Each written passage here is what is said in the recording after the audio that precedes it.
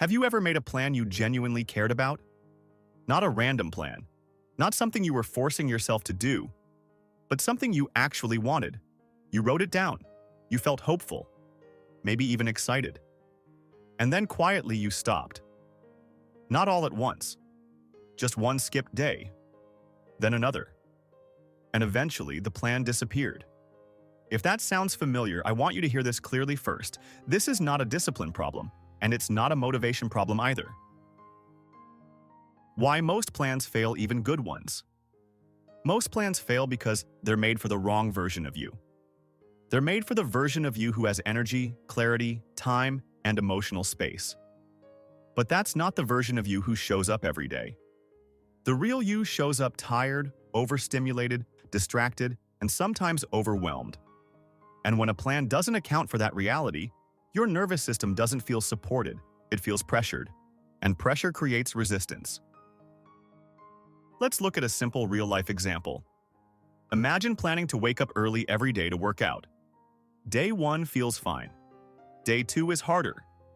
Day 3, you wake up exhausted. Now you have two options: force yourself or avoid the plan entirely. Most people avoid it. Not because they don't care, but because the plan leaves no room for being human. This is where most advice gets it wrong.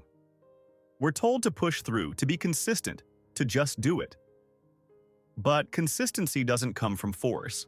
It comes from safety. If your system associates your plan with pressure, guilt, or failure, it will start avoiding it automatically. That's not weakness. That's biology. Why rigid plans trigger avoidance?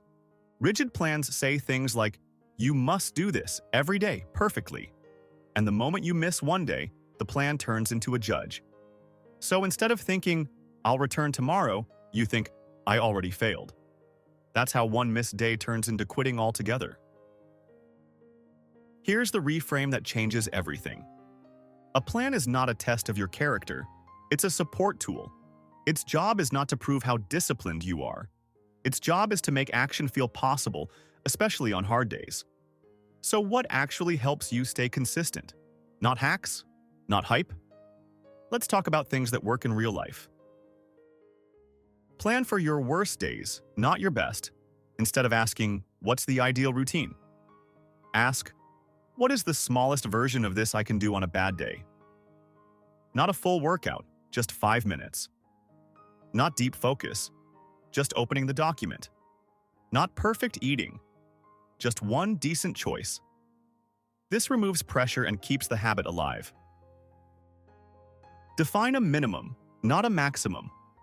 Most people plan based on how much they should do, but consistency grows when you define the minimum you'll accept.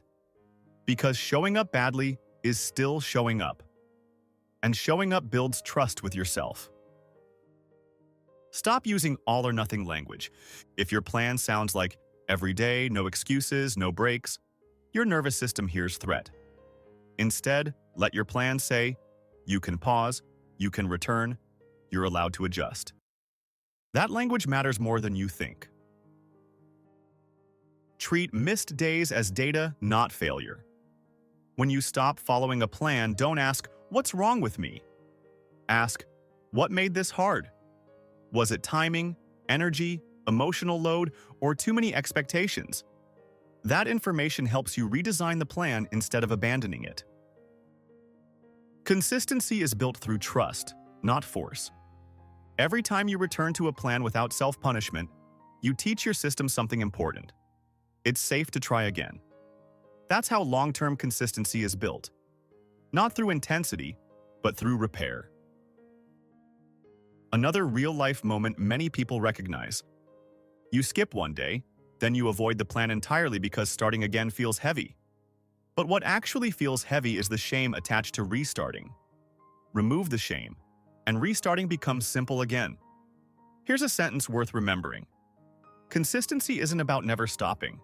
It's about how easily you return. If you've struggled to stick to plans, it doesn't mean you lack discipline. It means your plans haven't been designed with your real nervous system in mind. Be gentler. Be more realistic. Make plans that support you, not plans that scare you. Because the goal isn't to become perfect. The goal is to keep coming back. Thank you for staying with me until the end of the video. I'd love it if you subscribe to my channel to see more of my content.